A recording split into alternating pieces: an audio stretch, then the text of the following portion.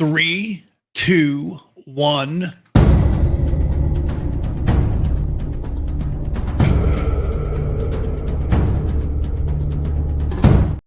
J Shrek, Finny Strong Podcast, a spiritual solution to a world in crisis. We're here again today, and we've got Grok as our co-host, but let's bring in the host of this show, Mr. C.H. Smith. Charlie, what's up today? All right, we're cranking it up today, J Shrek. We're cranking it up. Stay cranked up, and then we'll end up going close, but we'll stay far away until we get intense and get excited about what we got to talk about today. You know, I saw the headline. The headline said that we're in a crisis. What kind of crisis are we in, Charlie? Well, we've been diving into this. First off, I want to thank everybody to the podcast. This is a 30-minute lightning round on topics that are relevant today. We have a special co-host, which is Grok from XAI. So just wanted to clear that up, and thank you for being on the podcast. Hey, the crisis we're talking about, J Shrek, is mental health crisis. As you know, we have been talking about a series of different types of things that are really relative to the society today. Our theme is spiritual solution to a world in crisis. And I saw this on X this week, and I just noted it because it really blew me away. And I thought it would be a great way to talk about the mental health crisis. So when you say mental health crisis, crisis caused by, political things, crisis caused by, what are you specifically, or is it more than that? No, I think it's kind of self-induced to the stress and anxiety that we saw from some of the research from last week about really this crazy thing that blew me away, that the youth of today in the past 2 weeks didn't do an event because they were too anxious. So, hey, Jeff, Jay Shrek, if you will pop up this thing I saw on X, let's just get right into the heart of this mental crisis situation. Let me pull this up. I know we've got a graph, Charlie. Here it goes. Okay, so this blew me away. It's about the global antidepressant usage in 1,000 people. So if you look, we're the most prosperous nation in the world, but yet we're the most depressed in the world. So break this down to every day. Forget about the 1,000. We're talking about 11 people out of 100 in the United States. Our population is 333 million people, roughly, that are on antidepressants. So when I saw this, I was like, wow, if there's anything that shouts out mental health crisis, that's it. That's one of the markers. We got a couple other things to talk about. What do you say about this, J Trek? Well, my question would be, is that, why is it the United States, right? Why is prosperity mean that we have better health? Does prosperity mean that we have maybe big pharma pushing out drugs? What does that really mean, I guess? Because, why aren't the rest of these countries, why aren't they in the same situation that we are? What is it about the United States that the answer to the problem is another drug? You agree with that? Well, it feels like the world is drifting to quick solutions. Was it I Want a New Drug? You remember that song? Huey Lewis. yeah. Well, maybe Huey Lewis was on to something before we knew this was a thing. But it feels like everybody looks for a quick fix. If we're talking about quick fixes like GLP-1s, right? They're out of control. We're going to dive into that in a second. But the thing about this mental health crisis, when I looked at this from a scientific perspective, when you put induced stress into your body, let's say it's financial stress. We'll just talk about financial stress. You have financial stress, right? We'll go through a couple other topics as well that cause stress, that are markers for us in our society.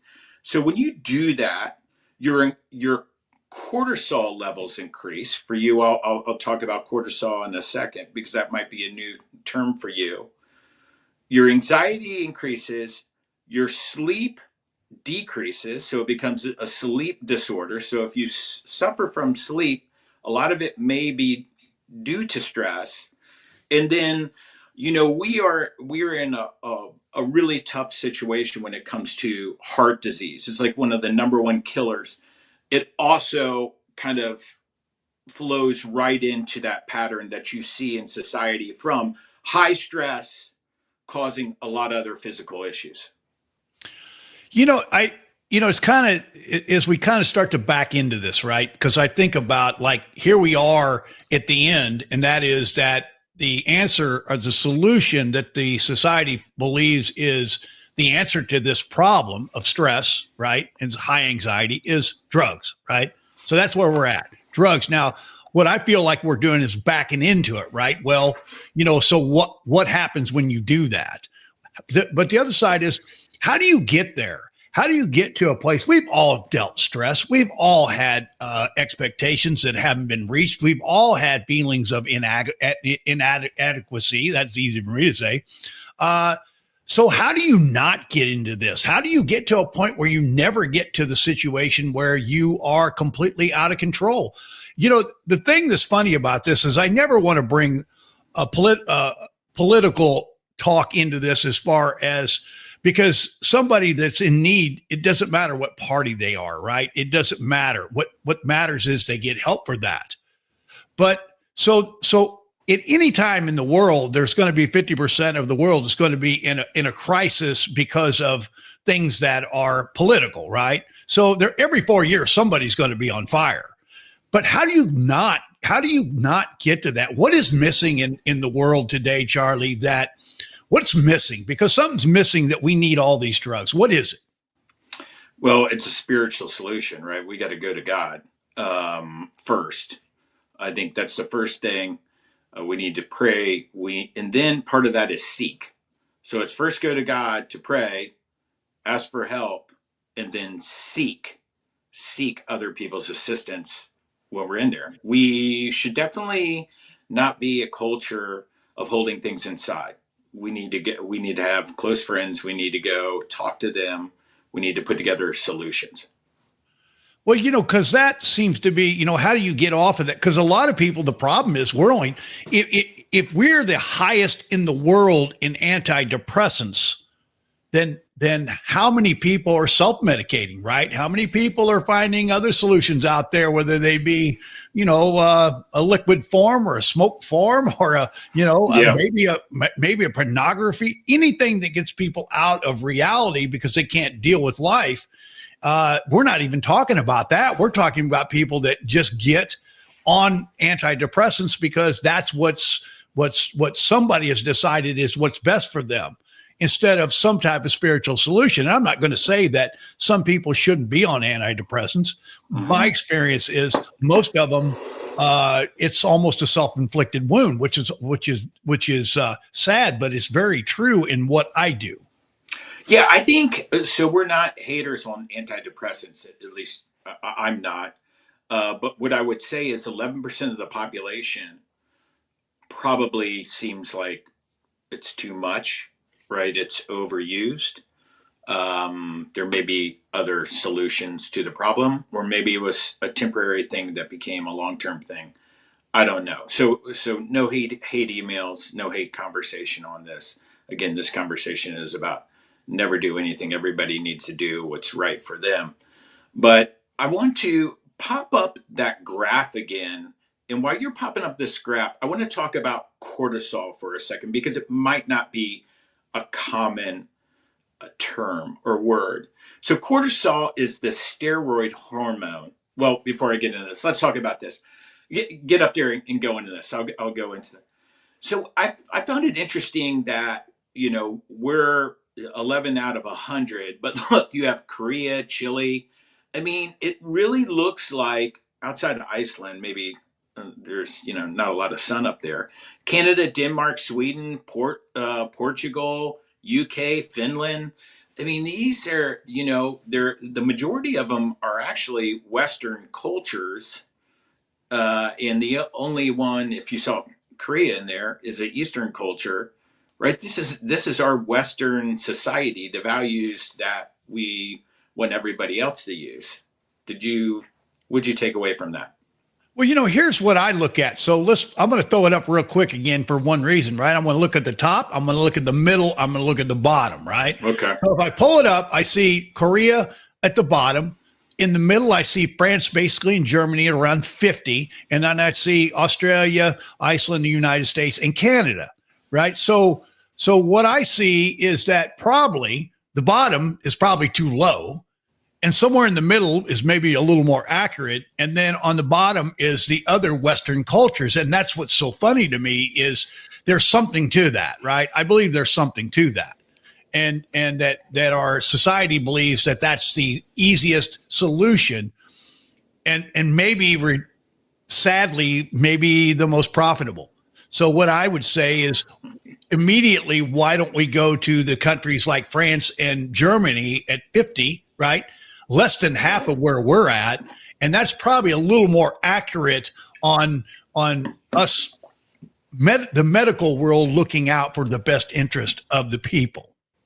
Yes. So let's jump into cortisol, because I think this could be a mile marker or a clue here. When your stress goes up, it triggers cortisol. Cortisol hormone, otherwise known as the steroid hormone, or referred to as the stress hormone, produced by the adrenal gland, which basically, here's how it functions. It affects anxiety as well as fat loss. So as your stress goes up, cortisol comes in to combat that. Part of that combating is actually you can't even burn fat. So then you have this cascading effect. I'm into health and nutrition a little bit. The cascading effect is now you can't burn fat. And all of a sudden, here comes in these GLP-1s as the miracle drug. So if 11% of us are on antidepressants, then there's a whole host of other people, and I didn't do the research, I could do this with Grok, but I don't think we have the time, that are totally stressed out in the United States of America. Then it causes them not to be able to burn fat. Now you have GLP-1s coming in, which, as you know, one of the top 10 biggest companies in the world is Eli Lilly, which is a maker of the most popular GLP-1. Again, not against GLP-1s. And I know a lot of people see benefits from it. I do have personal experience from a relative that was using it and it didn't work out for them. But it's a serious drug with serious side effects. And the GLP-1 are super popular. So you might have stress, then a drug that comes in to handle that, and then you can't, because of the stress, because of that antidepressant, now you can't burn fat. Now you're using GLP-1 underneath it. And that's a lot. That's a lot going on for your body from an outside source. Well, the first thing that I would tell anybody is that if I'm not a doctor, I've never been a doctor, I've never even played a doctor on TV, Charlie. You probably find that hard to believe. But the truth is that I try not to give medical advice. So if you think you need something, then go see what you need. But I look at how do we eliminate, even get to that point, into that depression area, to have to even worry about the next level? Is how do you avoid stress? Is that even possible? Is that a ridiculous question to ask? How do you avoid getting yourself? Because what I'm hearing you say is that our problems are self-imposed crisis. Okay. And people would probably be mad about that. But, I never had a president or a presidential candidate ever call me and ask for any advice on how to run the world of any country in anywhere in the world. Nobody's ever called me. So somehow that's not important to the world, that I run the world. So, but I am responsible for for running my own life. I am responsible for doing what I need to do to be healthy and to provide for my family. So how do I avoid that stress? How do I not get there? What is the answer so I don't have to get on alcohol or cigarettes or any of these other depressants? Because see, that's what I love about alcohol is that I drink and then I'm depressed because it's a depressant, and then I have to go take a pill because I'm depressed because I drank. And see, that's what I look at. Like, my gosh, okay, how do I just eliminate that? Do you have any answers on what I can do to maybe relieve some of that stress that I'm feeling in the real world that all of us are feeling? Well, I can only speak from myself. So step one for me is crying out to God. So, of course, I used Grok to come up with some handy dandy scripture here. So I'm going to read this. It's Philippians 4:6-7.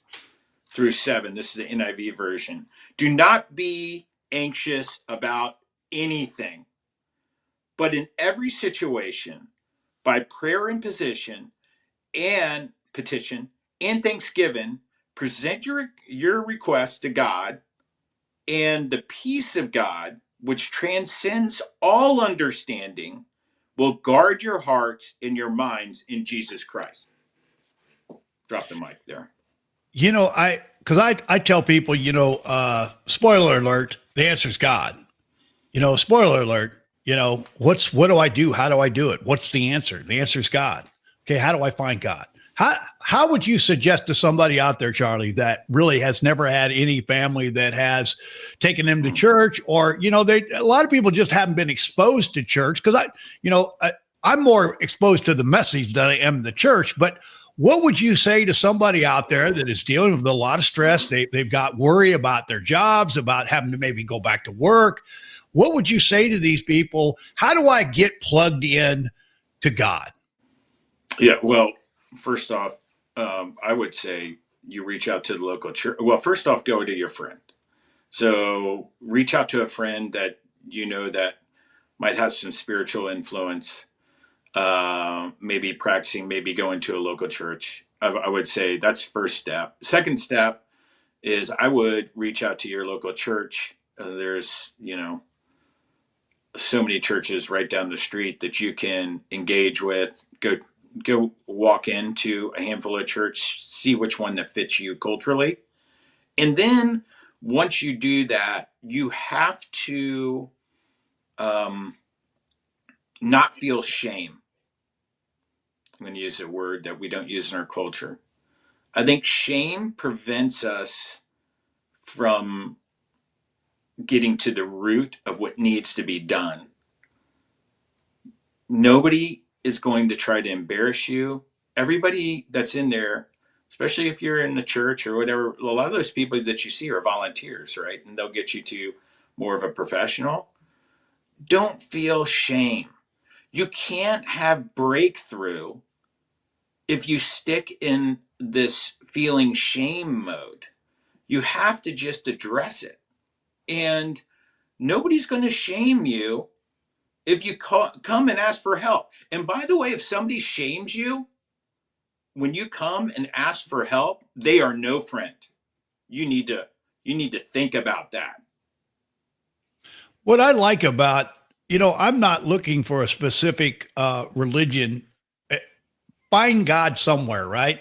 Find God in whichever religion that you go to. And if you don't like it when you go there and you don't feel comfortable, go to another one, right? Make it a journey that you go to certain, different places that I find God as well outside, right? When I'm out in that hike through the mountains and the only problem is there's nobody out there to teach me.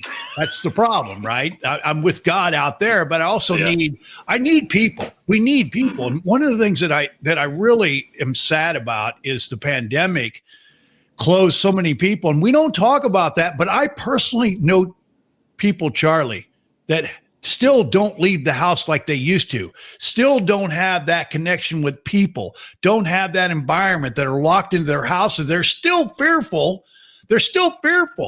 And that's still going on. And, you know, I look at what that did to us as a society, which caused a lot of those, maybe those numbers at the bottom, right? And on that scale. And, but you can't do it on your own. That's the message I learned through my journey, was I couldn't do it by myself. I did not have the needed power to be able to do it myself. I tried to live a better life. I tried to do the things that I tried to do what was right. And the reality was I couldn't do it on my own. So I had to find somewhere that I could find a message, and I had to be willing to admit, you know what? I need help, man. I need help. I can't do this on my own. Can you help me? And just like you said, a true friend will help you. A true friend will help you find help. And if you don't have friends, go to these places and try to find people that have likenesses that you like. And there's a place for everybody out there. Would you agree with that? Absolutely. Let's shift gears into another topic that's a really hot topic. What is the hot topic, Charlie? Tell me. Political polarization and social division. That doesn't seem like something that's going on right now. Well, you know, it's funny because that kind of tails right into what we talked about, like in that last little segment right there, was that, you know, it's a horrible situation that's going on. It really is. It was a horrible situation going on for the last 60 years. So I'm not going to say this is a new problem, right? There's been some people being polarized forever, every time there's election season that turns around. But it is sad that somehow there's a line in the sand that we've decided to draw, because it isn't real, even though we're making it real. Yeah. So here's how I look at this thing. Because families have been, you know, messed up, all sorts of things, rules for Thanksgiving, whatever. I really have a problem with this one from a perspective of people coming with massive cognitive biases that they've built from information from all sides, and you can't listen to the other person. So your bias is so, let's say cognitive bias, your bias was at a 50, 20 years ago. And so you'll have to listen to somebody, you're engaged. It feels like our bias is in the 90 percentile, where when somebody's talking, like, you cannot engage in that conversation because you've already determined from a political perspective and anything around it that that person is wrong 90% of the time. And when you're so biased that hard, how can we learn from one another, even if we disagree? When I was in college, and you know, I grew up in the DC area, went to school in Virginia, college-wise. I mean, I had friends that were Democrats, Republicans, conservatives, liberals, you know, Bill Clinton era and that type of stuff. But we, like, no matter what your opinion was, you're still friends.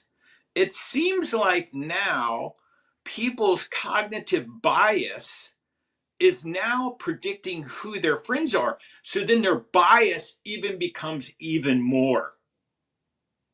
That is the major problem I see, Charlie. Exactly. And there was a point in everyone's life where you could be on opposite sides and still be friends, and it didn't matter. And, you know, so what is that today? What do I think that is? I think that divide has been engineered. I think the divide of the people have been engineered by different media outlets. I really, truly believe that.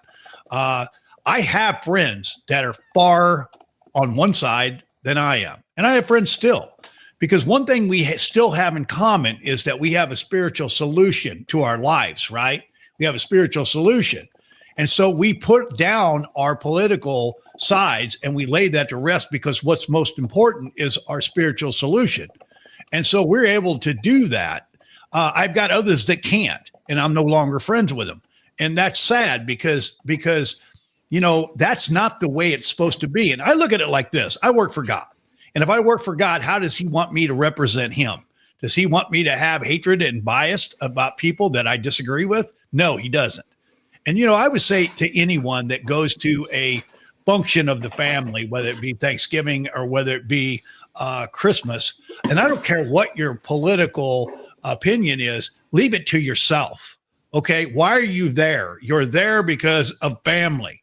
So respect your family, everyone, and don't talk about things that are going to cause conflict. And if you can't do that, then you have a real problem with being mature. Because if you can't just lay your weapons at the front door when you walk in, then whoever you are on whatever side you are, you're wrong. Because why are you there? If you got to cause conflict, whatever side that is, then you probably ought to stay home because you're not mature enough and spiritual enough to be able to have a meal and be with your family and then move on and then still have whatever political desires you have. That's fine. But I'm kind of harsh on this only because I have friends that I cared for a lot that could not separate their political feelings from their spiritual feelings, because that's what it comes down to. Because I should be able to have coffee. I should be able to take anybody on this channel that's listening to this. I should be able to take them to coffee, and we should be able to have a great discussion because I still want my family to be safe. I still want opportunity for me and my children. I still want a place where I have the freedom to either to have God in my life or whatever I choose, but I have the freedom to do whatever I want to do. And we can get along and agree on that, I hope. It feels like, just listening to you, cognitive bias can reduce self-awareness, and then you come off as somebody who just only thinks one way, and nobody wants to be around somebody like that. But it is what it is. Hey, XAI has come in with some statistics here, Jay Shrek. Give me some You want some statistics? Not like these statistics, but what statistics? No. Okay.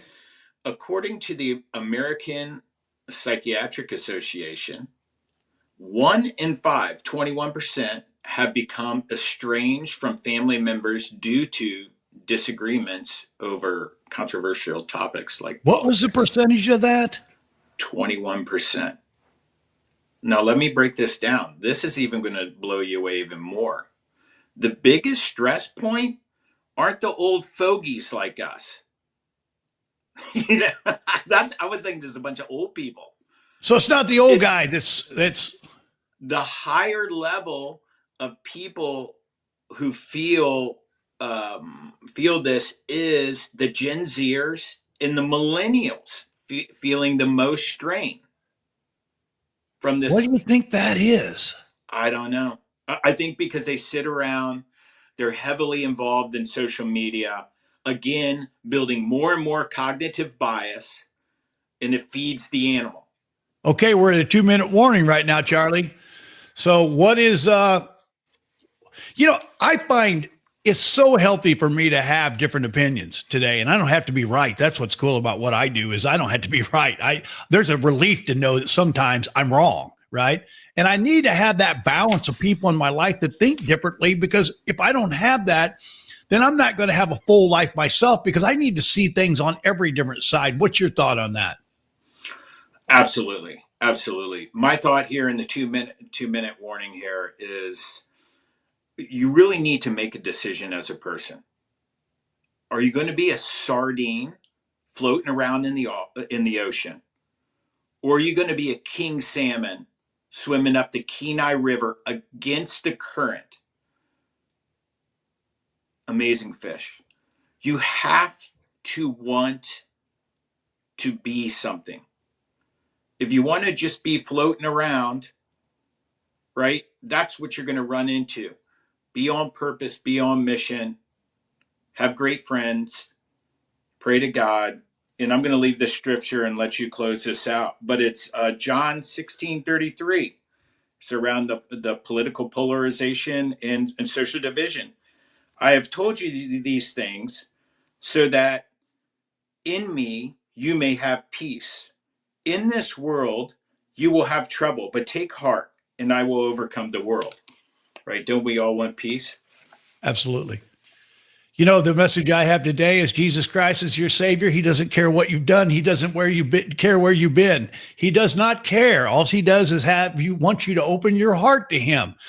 The big take for this week, and this is why I'm going to close it. One of the coolest things I saw was a picture of the Philadelphia Eagles, a bunch of those guys going to the end zone and praying together on TV, which is incredible that happened and that the revival is coming back, and God is the message and God is the word. And you know what? May you find him today. Amen, brother. That's it for us today. Any last words, Charlie, before we get out of here? Have a great week. Peace be with you. Shalom. I'll see you. Adios, amigos.